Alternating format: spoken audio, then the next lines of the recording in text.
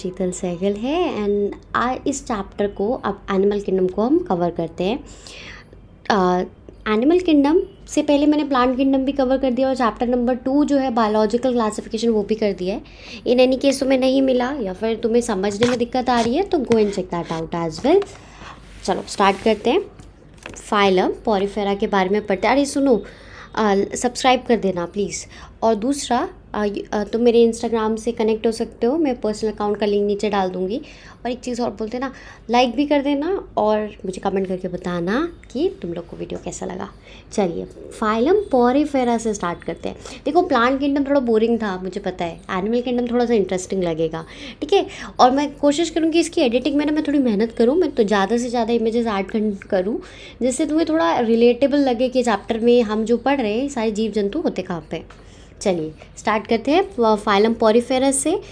इस फाइलम को बोला जाता है स्पॉन्जेस। इस फाइलम को कॉमनली क्या कहा जाता है? स्पॉन्जेस कहा जाता है। ये पानी के नीचे मिलते हैं और एसिमेट्रिकल एनिमल्स होते हैं, इनकी बॉडी में कोई सिमेट्री नहीं होती। आसपास के जानवर देखते हो तो तुम उनकी बॉडी में काइंड ऑफ सिमेट्री देखते हो। खरगोश देखते हो तो एक कान, जैसे अगर तुम उसको बीच से सेपरेट करो, एक लाइन खींचो तो इस साइड का लेफ्ट साइड और राइट साइड काइंड ऑफ उसका सेम होता है ना। एक आँख दोनों साइड पे एक एक आँख है। फिर हम और क्या देखते हैं, देखते हैं कि दोनों साइड में के कान है, तो इसे सिमेट्री देख कहते हैं। ये चीज़ पॉरीफेरा में हमें देखने को नहीं मिलती है। ये प्रिमिटिव माने काफ़ी ज़्यादा पुराने, लेस डेवलप, ओल्ड या फिर लेस डेवलप। सुनो साथ साथ अब बुक में लिखते जाना, ऐसे माइंड एंगेज रहता है, एक ही जगह रहता है, नहीं तो मन तो तुम्हें पता है काफ़ी चंचल होता है। चलो, स्पॉन्जेस के पास एक प्रॉपर वाटर ट्रांसपोर्ट सिस्टम होता है। अब इसको समझने के लिए एक बार अपने बारे में सोचो। हमारे पास देखो सारे सिस्टम है, लाइफ प्रोसेसेस क्लास 10th में पढ़ा था ना तुमने, जिसमें हमने circulatory system, excretory system, respiratory system, digestive system पढ़ा था। पर सिंस अभी मैंने बताया ये काफ़ी पुराने हैं, प्रिमिटिव है, तो इनके पास इतने सिस्टम तो होंगे नहीं। तो इनके पास रादर क्या होता है, सेलुलर लेवल ऑफ ऑर्गेनाइजेशन होता है। सिर्फ और सिर्फ वाटर ट्रांसपोर्ट सिस्टम एक देखने को मिलेगा। वाटर एक पोर के थ्रू आता है, उस पोर का नाम ऑस्टिया है, ठीक है। और एक कैविटी में जाता है, उस कैविटी का नाम स्पॉन्जोसील है, और बाहर आता है ऑस्कुलम से। तो ये मूवमेंट देखो, ऑस्टिया से अंदर आया पानी, एक कैविटी में गया जिसे स्पॉन्जोसील, COEL कहा जाता है, स्पॉन्जोसील। इसमें कुछ वगैरह साइलेंट है, देख लेना एक बार। और बाहर कैसे आता है? ऑस्कुलम से। यही इसका वाटर ट्रांसपोर्ट सिस्टम है, ठीक है। द पाथवे ऑफ वाटर ये हेल्पफुल होता है। अब इसी पानी के थ्रू इनका खाना पीना भी हो जाता है, इनकी सांस मतलब इनके गैसेस एक्सचेंज भी हो जाता है और वेस्ट भी रिमूव हो जाता है। हमारी बॉडी में या फिर बाकी एनिमल्स की बॉडी में कितना ज़्यादा वेस्ट रिमूवल करने के लिए वो लोग एक्सक्रीशन करते हैं, सांस चेंज करने के लिए वो लोग रेस्पिरेशन करते हैं। पर इनके केसेस में ऐसा कुछ नहीं देखने को मिलता। इनकी बॉडी का स्ट्रक्चर काफ़ी कठोर होता है। किससे बना होता है? स्पिक्यूल्स और स्पॉन्जिन फाइबर से। इनके सेक्सेस सेपरेट नहीं होते, एक ही सेक्स में तुम्हें मेल और फीमेल दोनों देखने को मिलेगा। एग और स्पर्म दोनों प्रोड्यूस होते हैं। स्पॉन्जेस एसेक्सुअली प्रोड्यूस करते हैं by the process of fragmentation. Fragmentation में क्या होता है, बॉडी छोटे छोटे फ्रेगमेंट्स में टूट जाती है और हर फ्रेगमेंट एक नया ऑर्गेनिज्म बन के निकल आता है। फर्टिलाइजेशन बॉडी के अंदर ही होती है, डेवलपमेंट इनडायरेक्ट होती है, मतलब लार्वल स्टेज के थ्रू होती है। और फिर stage which is morphology. Morphologically का मतलब क्या होता है? बाहर से कैसा दिख रहा है, ठीक है। मॉर्फोलॉजी का मतलब क्या होता है? कोई चीज़ बाहर से कैसे दिख रही है, उसके मॉर्फोलॉजी कहते हैं। अगर इनकी बात करें तो ये मॉर्फोलॉजिकली अपने छोटेपन से अलग दिखते हैं। इसके एग्जाम्पल्स देख लो, साइकन, फिर यूस्पॉन्जिया एंड स्पॉन्जिला, ठीक है। चलो, साइकन को स्काइफा भी कहा जाता है, स्पॉन्जिला को फ्रेश वाटर स्पॉन्ज भी कहा जाता है, और यूस्पॉन्जिया को बाथ स्पॉन्ज भी कहा जाता है। चलो अब फाइलम के बारे में बात करते हैं। सीलेंट्रेटा फाइलम क्या है? सीलेंट्रेटा को निडारिया भी कहा जाता है। आप ध्यान से सुनो, सी साइलेंट होता है, ठीक है। अब दे आर एक्वाटिक, पानी में मिलेंगे, मेराइन होते हैं, ससाइल होते हैं और आराम से स्विम करते हैं, फ्री स्विमिंग होते हैं। रेडियली सिमेट्रिक होते हैं। रेडियली सिमेट्रिक का मतलब है किसी भी एंगल से इनको काटेंगे ना तो सिमेट्री देखने को मिलेगी। किसी भी एंगल से काटेंगे तो क्या देखने को मिलेगी? सिमेट्री देखने को मिलेगी। फिर सीलेंट्रेटा के देखो डिफरेंट फॉर्म्स दिखा रखे, ये ऑरेलिया फॉर्म है और ये पॉलिप फॉर्म है। ये ऑरेलिया फॉर्म है और एक ये पॉलिप फॉर्म है। इनके बारे में सुनो आगे। निडारिया के पास नीडोब्लास्ट होते हैं। नीडोब्लास्ट का मतलब है स्टिंगिंग कैप्सूल होते हैं, ऐसे सेल होते हैं जो डस सकते हैं, स्टिंग कर सकते हैं, ठीक है। इनके टेंटेकल्स देखो, नीडोब्लास्ट दिखा रखा है, ये देखो स्टिंग कर सकते हैं। स्टिंग समझते हो ना, जैसे सुई चुभती है ऐसे ऐटाक कर सकते हैं। निडारिया यूज़ करते हैं इसे एंकरेज। एंकरेज मतलब किसी भी चीज़ से चिपकने में, पानी के अंदर रहते हैं तो वहाँ पे कोरल्स वगैरह होते हैं, वहाँ पे चिपकने में ये हेल्प करता है। क्या हेल्प करता है? नीडोब्लास्ट हेल्प करता है। डिफेंस, अपनी रक्षा करने में हेल्प करता है और कैप्चर करने में हेल्प करता है प्रे को। निडारिया एक्सिबिट करते हैं टिश्यू लेवल ऑर्गेनाइजेशन। टिश्यू क्या होता है? जब ग्रुप ऑफ सेल एक सिमिलर फंक्शन परफॉर्म करते हैं उसको क्या कहते हैं? टिश्यू कहते हैं। जब ग्रुप ऑफ सेल कोई पर्टिकुलर एक ही काम करते हैं तो उसको क्या कहते हैं?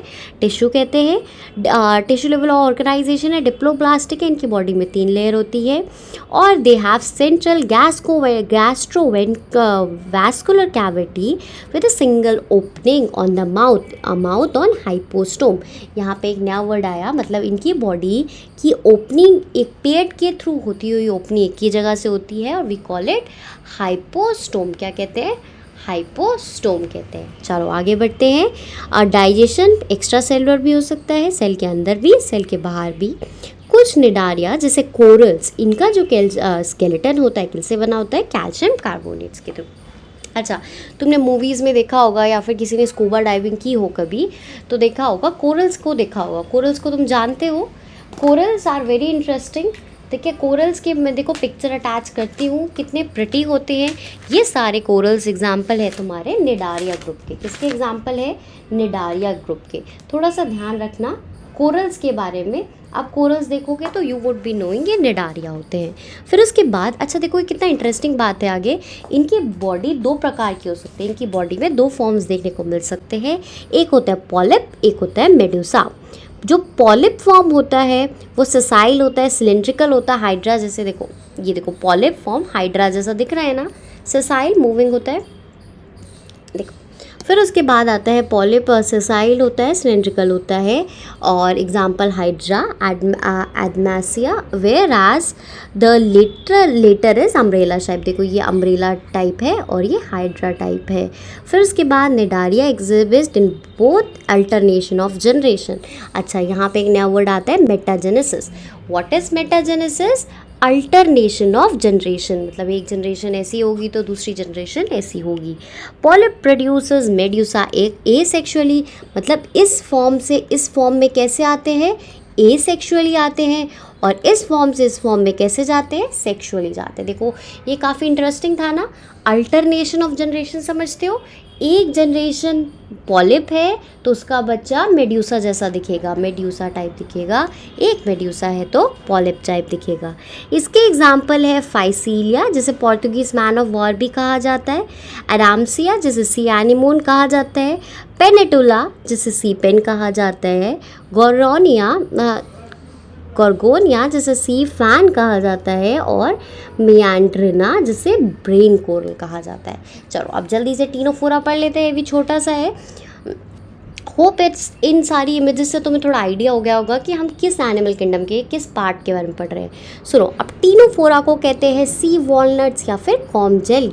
ये पानी के अंदर दिखते हैं, रेडियली सिमेट्रिक होते हैं। रेडियली सिमेट्रिक मतलब किसी भी एंगल से काट लो सेम दिखेगा, जैसे केक होता है, पिज्ज़ा होता है, सब रेडियली सिमेट्रिक होते हैं। बॉडी के अंदर 8 रोज होती है सीलिएटेड कॉम्प्लीट की। देखो 1 2 3 4 5 6 7 8 8 रोज है ना।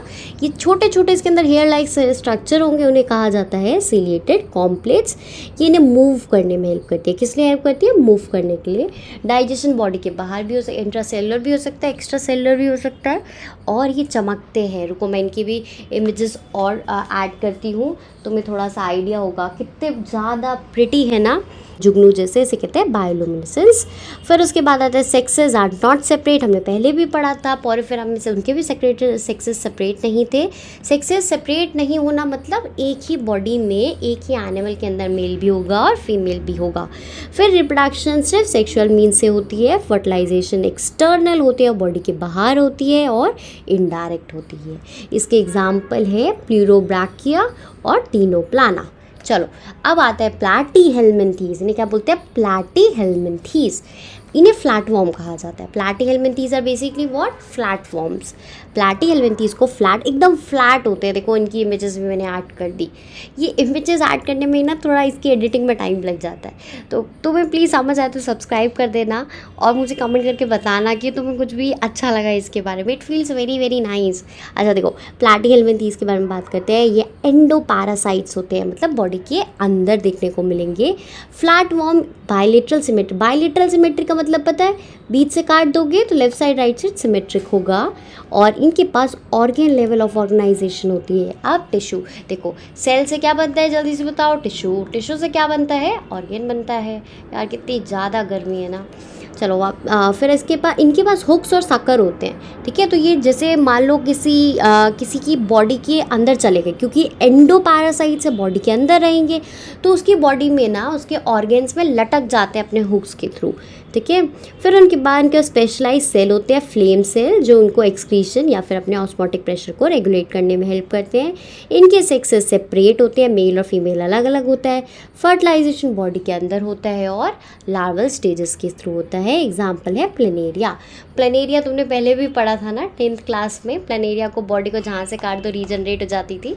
ये वही वाला प्लेनेरिया का फाइलम तुमको पता लग गया, प्लैटीहेल्मिन्थीज। एग्जाम्पल है इसके टेपवर्म और लीवर फ्लूक। लेते हैं एस्केहेल्मिन्थीज के बारे में बात करें। इनका ये सर्कुलर राउंड वर्म्स कहा जाता है। प्लैटीहेल्मिन्थीज को फ्लैट वर्म कहा जाता था ना। अच्छा सुनो, जैसे प्लैट और फ्लैट स्पेलिंग सेम ही है, बस पी और एफ का डिफरेंस है ना। तो प्लैटीहेल्मिन्थीज को फ्लैट वर्म का फ्लैट होते हैं। प्लैटीहेल्मिन्थीज में प्लैट आता है और प्लैट से फ्लैट याद रखना। आई नो लॉजिक बहुत लेम है, but sometimes it works, you know, काम आ जाता है। एस्केहेल्मिन्थीज को राउंड वर्म कहा जाता है। ये फ्री लिविंग हो सकते हैं, एक्वाटिक हो सकते हैं और टेरेस्ट्रियल। फ्री लिविंग माने आराम से अलग से रह सकते हैं, एक्वाटिक पानी में रहेंगे या फिर लैंड पे, या फिर पैरासिटिक दूसरे प्लांट्स और एनिमल पे ये फीड करेंगे, ठीक है। इनके पास ऑर्गन लेवल ऑफ ऑर्गेनाइजेशन होता है। ये बायलेट्रिकल सिमेट्री होती है इनकी बॉडी में। लेफ्ट साइड और राइट साइड सेम होता है। ट्रिप्लोब्लास्टिक 3 लेयर ऑफ ऑर्गेनाइजेशन होता है और सूडोसीलोमिया दैट इज फॉल्स कैविटी देखने को मिलती है। एलिमेंट्री कैनाल कंप्लीट होती है, काफ़ी वेल डेवलप होती है। इंसान में एलिमेंट्री कैनाल कहाँ से शुरू होती है? बकल कैविटी से कहाँ को एंड होती है? तुम्हारे फाइनली एनस पे एंड होती है। इनके बारे में देखिए, मस्कुलर फैरिंग्स देखने को मिलता है। मसल्स काफ़ी अच्छे से डेवलप है इनके। एक एक्सक्रीटरी ट्यूब होती है जो बॉडी वेस्ट को रिमूव करती है, ठीक है। सेक्सेस जो होते हैं सेपरेट होते हैं, डाइशियस कहा जाता है। इनसे ऊपर वालों में तुमने पढ़ा था सेक्सेस सेपरेट नहीं होते हैं, तो मोनोइशियस उनका नाम था। चलो आगे बढ़े। Male and female are distinct. Male और फीमेल अलग अलग होते हैं। देखो ना, मेल थोड़ा छोटा है और फीमेल थोड़ा बड़ा सा होता है और राउंड सा होता है नीचे से। यही चीज़ यहाँ पे लिखी है। डेवलपमेंट डायरेक्ट हो सकती है और यंग वन जो बच्चे बनते हैं वो अपने पेरेंट्स खुद के जैसे ही दिखते हैं। एग्जाम्पल देख लो, एस्करस, व्यूचेरिया और एंसाइलोस्टोमा। चलिए अब एनालिट्स के बारे में बात करते हैं। एनालिट्स में आता है हमारी लीच। एनालिट्स में क्या आता है? लीच दैट इज नेरिस और हिरुडिनेरिया। देखो 2 एग्जाम्पल दिखा रखे हैं, दिस इज नेरिस और हिरुडिनेरिया। इनकी बॉडी में क्या होता है? सेगमेंटेशंस देखने को मिलता है। सेगमेंटेशंस मतलब एक लाइन का डिफरेंस देखने को मिलता है।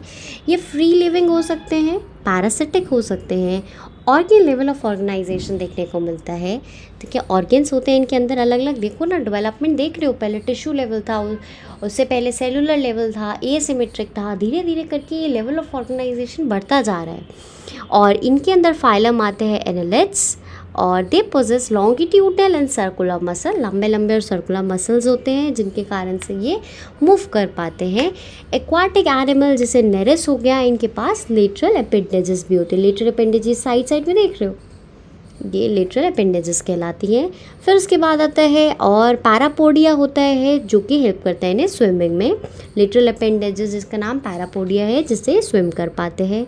नेफ्रीडिया इनको हेल्प करेगा ऑस्मो रेगुलेशन में। ये वो पर्टिकुलर और टिश्यू है जो किस में हेल्प करेगा, ऑर्गन है जो किस में हेल्प करेगा, ऑस्मो रेगुलेशन। ऑस्मो रेगुलेशन क्या होता है? बॉडी का ऑस्मोटिक प्रेशर को रेगुलेट करना। फिर उसके बाद आता है एक्सक्रीशन में भी हेल्प करता है। न्यूरल सिस्टम, दिमाग जो इनके पास होता है वो बेसिकली इनिशियली ज़्यादा डेवलप तो होता नहीं हम जैसा, एक गैंग्लियाज प्रेजेंट होते हैं जो कि न्यूरल नेटवर्क से कनेक्टेड होते हैं। नेरस जो होता है, नेरस देख लो, ये नेरस है, ये डाइशियस होता है। डाइशियस का मतलब अभी पढ़ा था ना, सेक्सेस सेपरेट होंगे। अर्थवॉर्म और लीच जो होते हैं मोनोएशियस होते हैं, और रिप्रोडक्शन इनका किससे होता है, सेक्सुअल से होता है। अच्छा, मोनोएशियस समझते हो, मोनोएशियस मतलब एक ही बॉडी में मेल और फीमेल दोनों का प्रेजेंट होना। चलो, अब आर्थ्रोपोडा आता है। आर्थ्रोपोडा को कहा जाता है दुनिया का सबसे बड़ा फाइलम है, इसके अंदर सबसे ज़्यादा जीव जंतु आते हैं, ठीक है। और फिर उसके बाद, अच्छा, इससे मुझे एक क्वेश्चन आया, ज़रा बताना ज़रा, एम्फीबियंस ऑफ प्लांट किंगडम किसको कहा जाता है? तुमको अगर थोड़ा सा भी याद है, पहले वाला चैप्टर पढ़े तो मुझे कमेंट करके बताना। हाँ, over 2/3 of all the name species on the earth सारे आर्थ्रोपोड। आर्थ्रोपोड की खासियत ये होती है कि इनके पास ऑर्गेन लेवल ऑफ ऑर्गेनाइजेशन होता है। बीच से काटो तो लेफ्ट राइट इक्वल होगा, इसलिए इसको बायलेटरल सिमेट्री कहा जाता है। बॉडी के अंदर 3 लेयर होती है तो ट्रिप्लोब्लास्टिक कहा जाता है। और अंदर एक कैविटी होती है, उस कैविटी कारण को सिलोमेट एनिमल कहा जाएगा। बॉडी के अंदर एक स्केलेटन, बॉडी में स्केलेटन होता है, इसे काइटिनियस स्केलेटन कहा जाता है। बॉडी के 3 हिस्से होते हैं, हेड, थॉरैक्स और एब्डोमेन। इनके लेग्स जॉइंट होते हैं, इनके पास जॉइंट अपेंडेजेस होती है। सर्कुलेटरी सिस्टम हमारा ओपन होता है। सेंसरी ऑर्गन में एंटीनाज होते हैं, तुमने देखा भी होगा, देखो एंटीनाज दिख रखे हैं ना। और इनके पास ना स्टैटोसिस्ट होता है। Statocyst is something new, statocyst is something new. Statocyst को बैलेंसिंग ऑर्गन कहा जाता है इनमें, ठीक है। स्टैटोसिस्ट को बैलेंसिंग ऑर्गन कहा जाता है।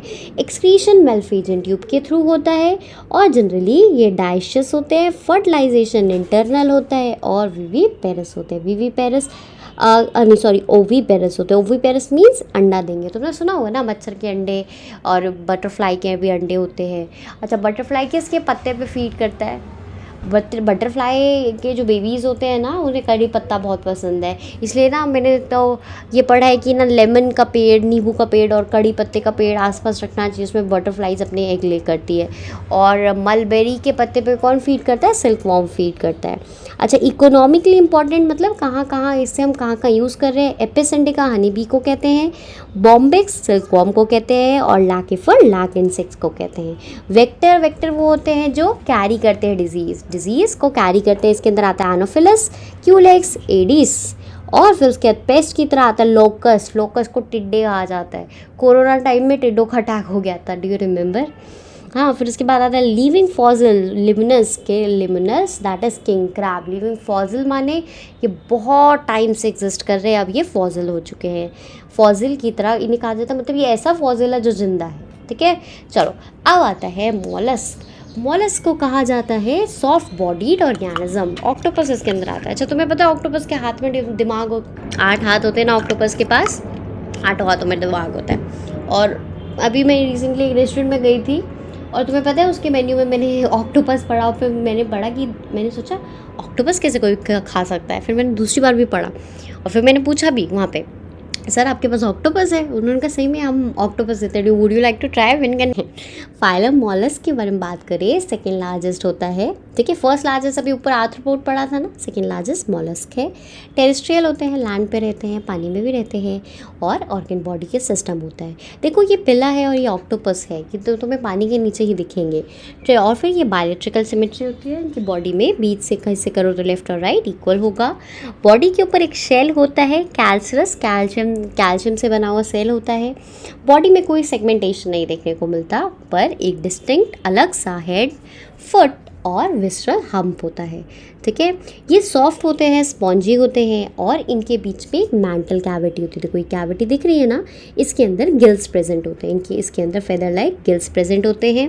रेस्पिरेटरी और एक्सक्रीटरी फंक्शन करते हैं, और इनके पास टेंटिकल्स होते हैं, ठीक है। टेंटिकल से क्या करेंगे? सेंस करेंगे आसपास क्या है। इनके द माउथ कंटेन्स, माउथ के अंदर एक रास्पिंग ऑर्गन होता है, जिससे के थ्रू ही खाना खाते हैं, उस चीज़ को राड्यूला कहा जाता है। ये डाइशियस होते हैं। डाइशियस मैं आपको बता चुकी हूँ पहले। ओविपेरस अंडा ले करते हैं, और डेवलपमेंट इनकी इनडायरेक्ट होती है।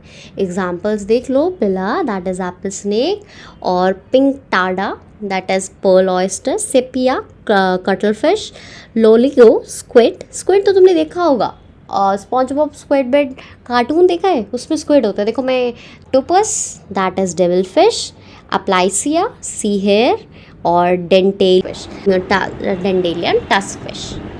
अब आता है फाइलन एकाइनोडर्माटा। एकाइनोडर्माटा हेमिकॉर्डेटा, ये इस वीडियो में यहीं तक कवर करेंगे।